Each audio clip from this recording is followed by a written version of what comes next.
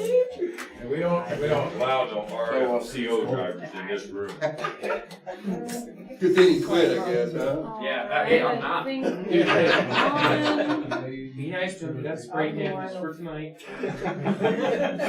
I'll deal with you later, dude. Do you have one left here? I finally figured it out. So You do? yeah, something happened with the software. So now I have to actually go into YouTube and start the live stream with the studio together. It's really annoying. Yeah. So after 2 months, I'll start talking about. All right, it is 5 p.m. So we will get started. If you want to swing that door shut for me, please. You guys coming in? I bet you not.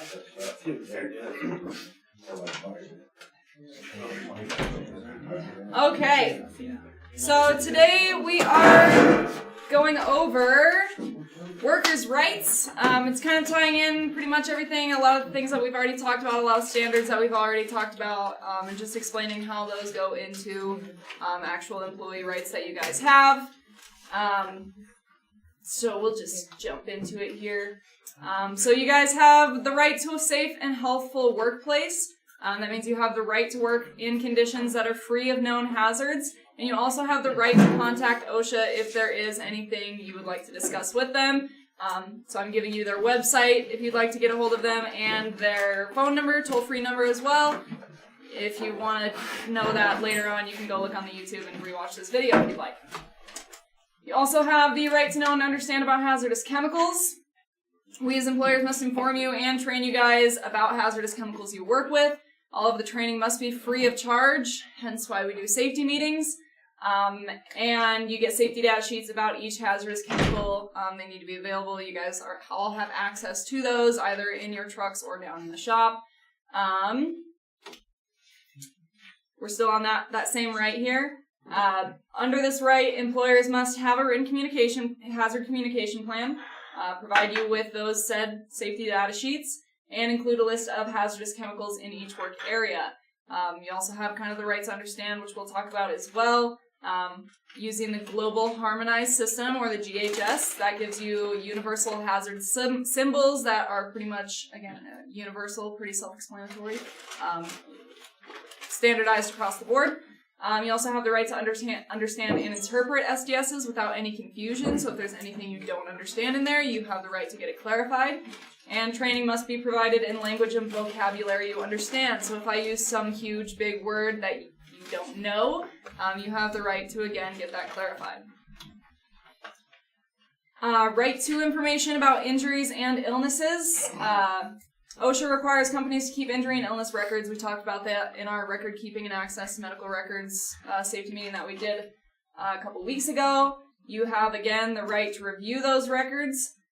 Employers must also keep injury and illness records, which, again, we do. You have the right to review those records anytime you ask. Employers, we must record any serious work-related injury or illnesses on that OSHA 300 form you guys are all familiar with at this point, and post a summary of this form every year. Again, you have the right to receive and review those logs, those 300 and 300As, and they must be provided to you within 1 business day after you request them. You also have the right to complain or request hazard correction, so employers and workers must work together to create a safe health environment. It's not a one-sided relationship either way. It's not all on the employer and it's not all on the workers.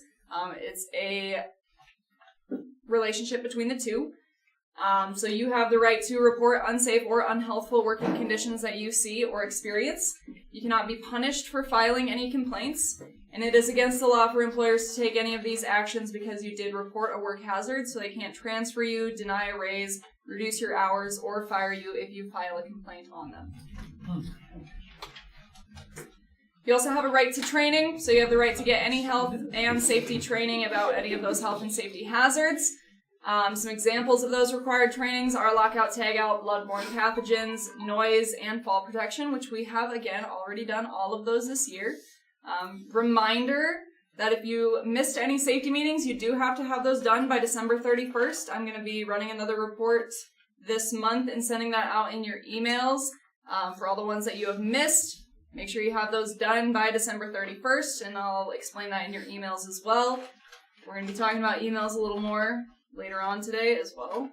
And again, that training that you get, any of that training must be provided in language and vocabulary that you can understand.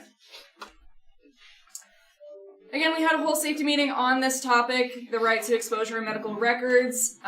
Again, you have the right to see and make a copy of any of your exposure in medical records, including monitoring results of workplace air, measurements of toxic substances and or harmful physical agents in the workplace, biological monitoring results like blood and urine test results. So if you go get any of those tests, you have the right to see what those results were. Medical and employment questionnaires and histories, results of medical exams and lab tests, any medical opinions, diagnoses, progress notes and recommendations, any first aid records, descriptions of treatments and prescriptions, and employee medical complaints, which I didn't put the T in that. That's all right. Again, back to your right to complain or request hazard correction. If you believe a violation of a safety or health standard or you see an imminent danger situation is existing in the workplace, you have the right to file a complaint with OSHA. Man, I keep forgetting that T in there. Complaint with OSHA. Call OSHA and speak with a compliance officer. You have the right to find out OSHA's action on the complaint. I feel like that was auto-correcting at this point. And you also have the right to request a review if an inspection is not made. If you do any of the above, your privacy will be protected, and OSHA will not reveal your name to the employer unless you specifically request that it is. You also have the right to participate, so you have the right to participate in any OSHA inspections. Have your representative accompany the inspector to the inspection, talk to the inspector privately, point out hazards, describe injuries, illnesses, or near misses that resulted from those hazards, describe any concerns you have about a safety or health issue, find out about inspection results and abatement measures, get involved in any meetings or hearings related to the inspection. That's enough. Object to the date set for the violation to be corrected and receive notice if the employer files a contest. Lastly, you also have the right to be free from retaliation. So, again, you have that right to seek safety and health on the job without fear of punishment for reporting any complaints. You have the right to refuse work if, in good faith, so it's an actual legitimate reason, you believe you'll be exposed to imminent danger. And if you believe you've been punished for exercising safety and health rights, you must contact OSHA within 30 days. If it is outside those 30 days, your complaint is voided. Okay, so again, you have the right to know about those chemical hazards in your workplace.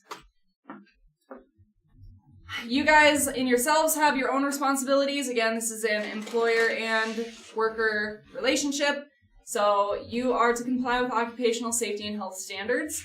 All rules, regulations, and orders apply to you. You need to follow all appropriate safety and health rules and wear protective equipment while working.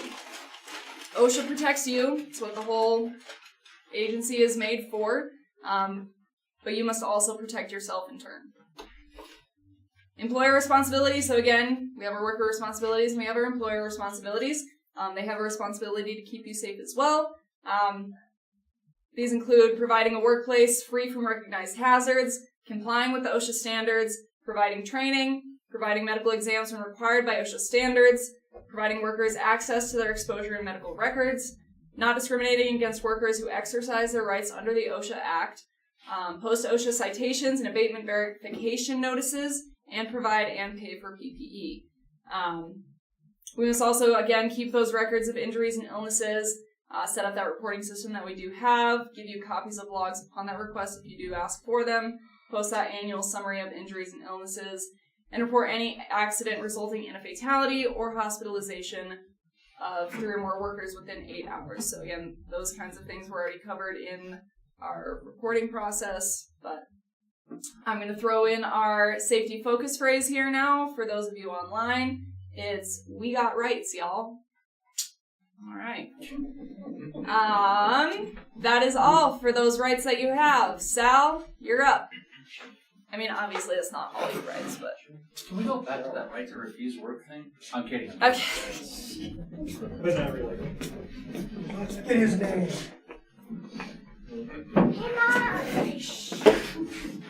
I wish if I could keep my kids quiet. Okay.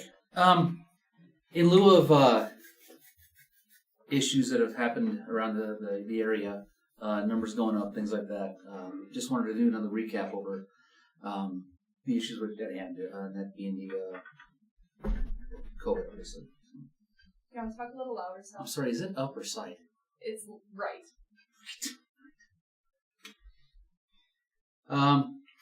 But close to home recap. Again, COVID-19 affects people differently in different ways. It affects people. I've had a wide range of symptoms reported. Some of the main things we need to look for yourselves, again, fever and chills, cough, shortness of breath, difficulty breathing, fatigue, muscle and body aches. Careful with that one. Headache, loss of taste and smell, sore throat, congestion, runny nose, nausea, vomiting, and diarrhea. Again, the main ones that we've seen a lot of, or we've heard a lot of anyways, is the chest, upper respiratory issues. So, again, with the weather coming the way it is, it's inevitable that's going to happen. Obviously, hopefully it just doesn't turn into this part of it. So, and that's what we're trying to take care of here now. Just here in Torrance County right now, as of October 26th to now, or well, a couple days back, there was 956 cases. So far, there's been 2,300 cases here, just in Torrance County. And again, I understand when I do this stuff, I'm not just doing this because it nerves me or freaks people out. I want to get out the facts. I want to spread the facts straight out. So again, this is straight from the Torrance County Health Department. What's that? Oh, right. Areas of contact for us. I walked in and I just jumped in a truck, and these are all the things that my hand came in contact with. Just getting in a truck and then sitting down. And these are consistent for you guys. Most of us think, well, I have gloves. 90% of the time you don't do that though. You just don't. It's habit. And again, one of the worst things, of course, and this is again the habit, is you get in, something gets in your eye and you instantly rub your eye. Those are the kind of things that it's hard to get away from. But again, I want to bring these up forward now so that we don't have an issue with it later on. Because again, with the weather coming in, it's an inevitability. So that means it's going to happen again. Just helping you guys out. Things we can do. Again, we had the hand sanitizer and the wipes. And again, I don't know how much that's going to be provided. I know that it will be provided. Again, I don't know if we're going to go as heavy as we did the first time, because again, it was unnerving the first time. It was kind of a shock. Now I think everything's kind of thinned out. What I don't want us to do is become complacent with it and assume that it's not going to happen to us. The minute we do that, something is going to happen. So, next thing, nobody likes them. Again, I get it, but it's always an option, and that's the masks. This is just one that was provided here for one of our staff. Again, I don't know how many others are going to be provided, but I know this is one style. Or you can go all out and be like me and get a cool one. I drove all the way to Montana for that on my bike. So. But again, just something to think about. Keep in mind. Again, I don't want it to freak anybody out or be worried about it. Just be aware of it. And that goes especially for the shop staff. We need to think about it. You guys pull a truck in and we jump in it right away. I guarantee you none of us wipe our hands down after every use. So, I guarantee we're probably coughing, going out to have our smoke, and then putting a chew in and going back to work. Well, how we survived this long, I don't know. But anyways, that's what we got. So just keep in mind. Thank you.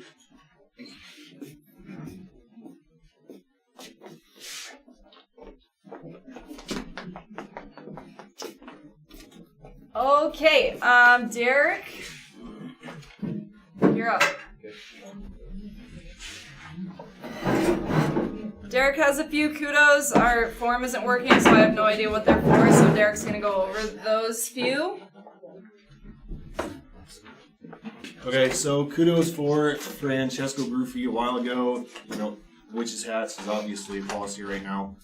and we appreciate everybody that is using them. I know a lot of people are cleaning them out 3, 4, 5, 6 times when it's cold, especially for ice fragments and stuff. But Francesco was loading on a site using the witch's hat, and it caught probably like a 20-ounce plastic bottle, which could cause a lot of problems with the pump and all that stuff. So props for doing the right thing. Mike Booth was loading up an old well, I think up by Casey, I think a Reno or something like that. But the Getty box was just disgusting. So, I mean, even goes so far as using his hands to scoop all the stuff out of it. The pumpers are putting labels on the Getty boxes for cleaning them out, no product. So he basically filled up a 5-gallon bucket with just junk. So going above and beyond, same type of thing. So thanks, Mike. Appreciate it. Evan points at him, loading at a site. I think it was a Downs 2 or a Downs 15. Just a small spill between the axles of something that looked like it was from a pump, hydraulic fluid. Took the time to clean it out. Did a good job. Looked like nothing happened. So just taking that extra time and one step above. So thanks, guys. Appreciate it. Good job, Evan. Hey, if you want to come down by our shop anytime, bud. Just throwing that out there. Okay, now we're moving on to operations. We're gonna go over Prairie Points real quick. So those 3 people that just got kudos, LaDonna is gonna be mad because she didn't have any forewarning for those 3. But essentially, so if anyone has ever gotten kudos, you have Prairie Points waiting for you if you haven't used them.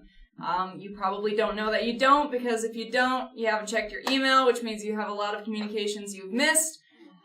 So, number 1, check your emails. There's important information that comes out in those, like free money. So, check them. We also have had an issue because you don't check your emails on how to actually redeem your Prairie Points. So, I have this nice little graphic that I made that we posted around the building. I'll also eventually, when I get a little time, make a video showing you how to do it. But the easiest way is if you go to the prairiefieldservices.com, go all the way to the bottom of the page. There's a little employee store link at the bottom. You click that. LaDonna has already sent you an email with your login information. So check your emails. That'll give you, a summary of your sign-in information. You can change your password once you get into it. And then it'll have this is what the sign-in page looks like. Those of you online, I don't know if you can see that. I'm giving you an option though. Sign-in page, you sign in, and then you pick whatever you want from the company store that's available and use your credits. If you use only the credits, it'll still ask you for a credit card information, just so it's stored there. And you can always exceed your Prairie Points if you want. The difference is just going to be made up out of whatever you're paying for off your credit card. So, obviously you don't have to use just Prairie Points either. You can go on there and buy whatever you'd like anytime. So that's how that works. It's pretty simple and straightforward. But big thing here is please check your emails. Kim, how many people have you finally gotten responded to that email you sent out? Maybe a quarter of the people. Okay, so that's still like a lot of people that still need to do that. I also, again, I told you we'll be sending out another email with your missed safety meetings that need to be done in approximately 45 days. So any of them that you've missed, you'll have in that email that you can go back and look on. A lot of communication, again, is coming out through those emails, so it's important to check them. What are the Prairie Points equivalent to, $1? Points are $1, yep. So these recognitions are 25 points, correct? Yes, 25 points, which is $25. So anytime you get recognized or anything like that, it's essentially $25 free to use. So I'm sure a lot of you have points just sitting in there. So is there a way to check your point balance? In your account after you log in, yeah. It's on there. The stuff on there is pretty affordable too, so $25 could easily get right. you a shirt and hat. A shirt and hat, yeah. And I think we've issued like more than $4,000 worth of points total. So yeah, if you didn't hear that online, there is upwards of $4,000 sitting out in y'all's accounts somewhere, waiting to be used. So, is it a use it or lose it thing? I think they're going to be auditing at some point.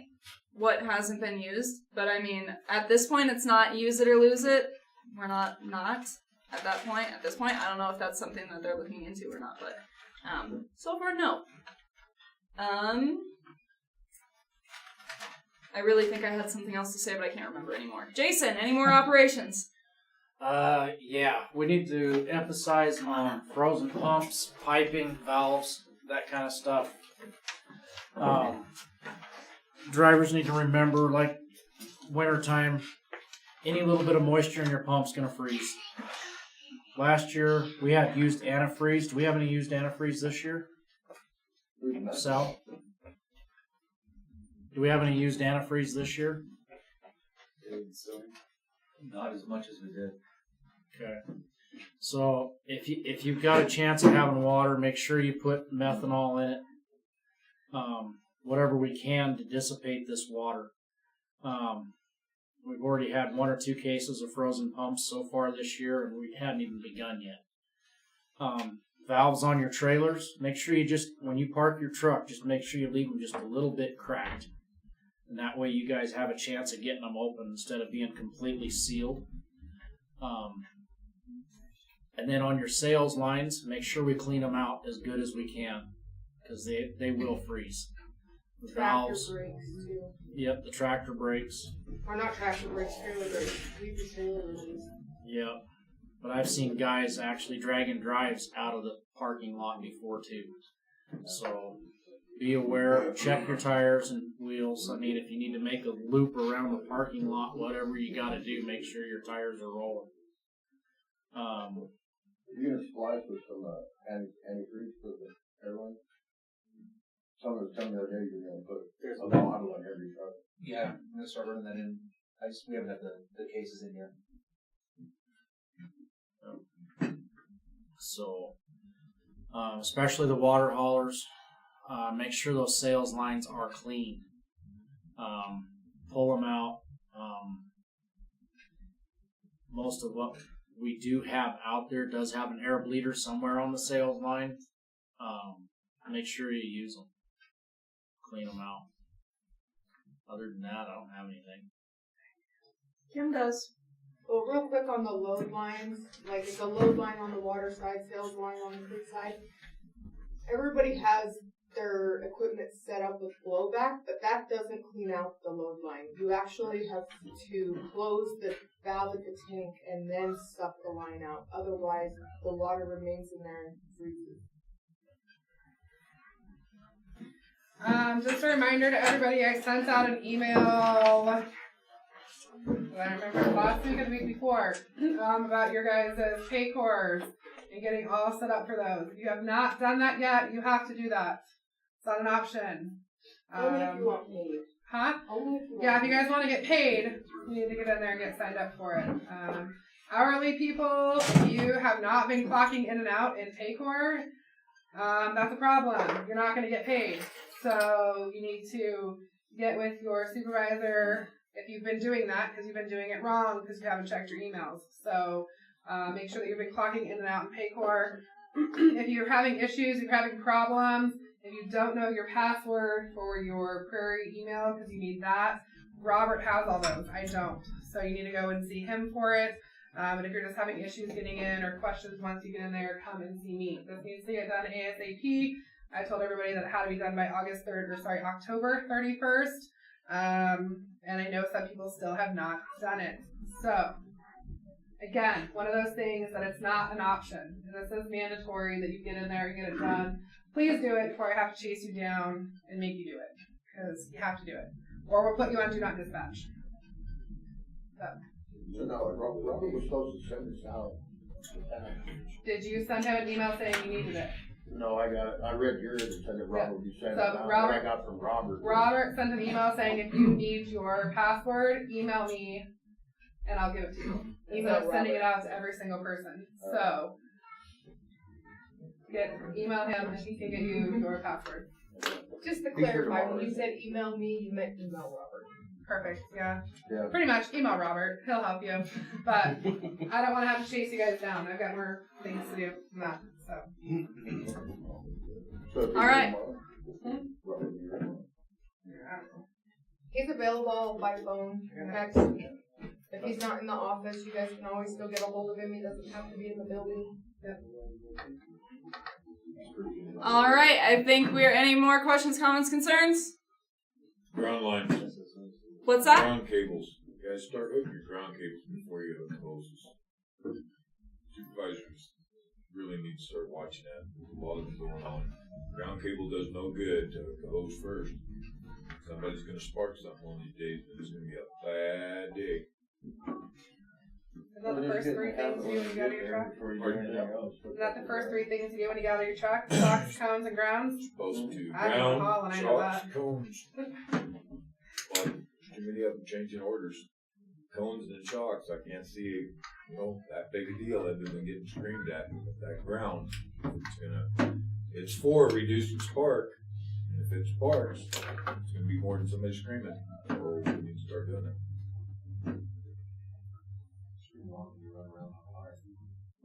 All right. Have a safe week. We will talk to you then.